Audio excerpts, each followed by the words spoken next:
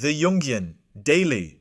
Kamiko pulls into the hospital parking garage at 10:47 p.m., 3 minutes before her shift starts in the cardiac ICU. The fluorescent lights buzz overhead as she checks her reflection in the rearview mirror one last time.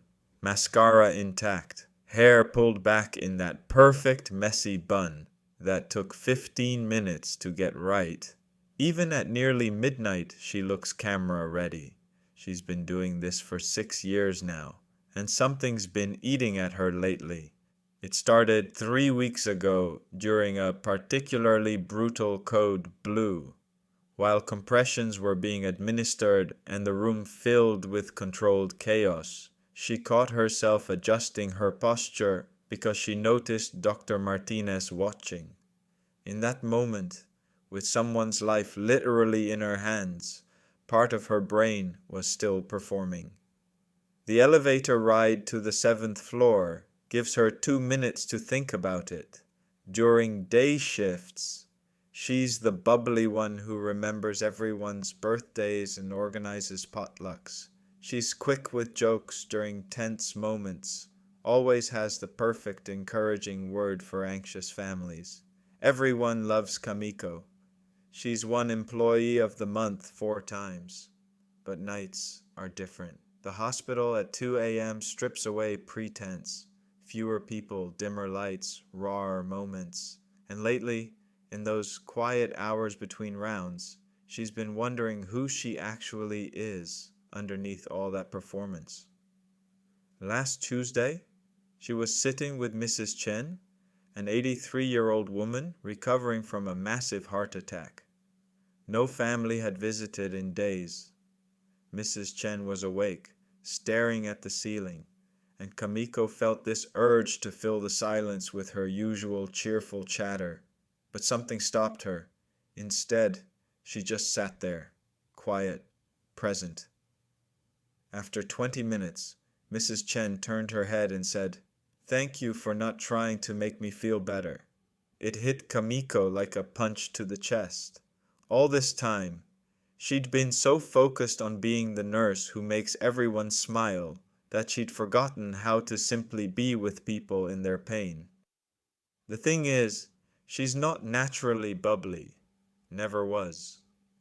Growing up in a house where her mother's mood determined everyone else's day, Kamiko learned early that her job was to lighten the room, keep things positive, be the sun when everyone else was cloudy.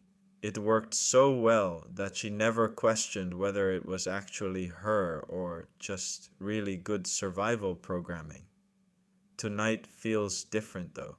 She's walking through the unit and noticing how exhausting it is to constantly monitor her own performance. With patients, she's warm but measured. With doctors, she's competent but approachable. With other nurses, she's supportive but never needy. It's like she's running different software depending on who's watching.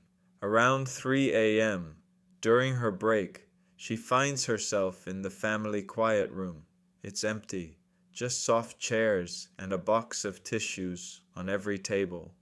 She sits in the dark and tries to remember the last time she was alone without immediately thinking about how to present herself to the next person she'd encounter. What comes up surprises her. She's actually more serious than she lets on. She thinks deeply about things, sometimes gets lost in philosophical tangents that would probably bore her colleagues. She's drawn to melancholy music and rainy afternoons. She doesn't always want to fix everything or make it better. Sometimes she just wants to witness it. The revelation feels both terrifying and relieving. All this time, she's been so committed to being the person everyone needed that she'd buried the person she actually is. Not that her warmth is fake, it's real, just not the whole story. But there's this other side, this quieter, more contemplative part that she's been keeping locked away because it doesn't fit the image. When she returns to the unit, something shifts. She's still professional, still caring, but there's less performance in it. When Mr. Rodriguez asks about his prognosis, instead of immediately reassuring him, she sits down and asks what he's really afraid of. When her colleague Sarah complains about her divorce, instead of offering solutions, Kamiko just listens. The strangest part is how much more energy she has. Turns out, performing yourself takes enormous effort. Being yourself, even when it's messier and less polished, is somehow lighter. Driving home at 7:30 a.m., watching the sun paint the sky pink, Kamiko realizes she's been living like she's two different people. But maybe integration means letting both sides exist in the same body, the natural caregiver and the quiet observer, the one who lifts spirits and the one who sits with sorrow. Maybe that's what real authenticity looks like. Not choosing one side, but letting the whole complex human show up.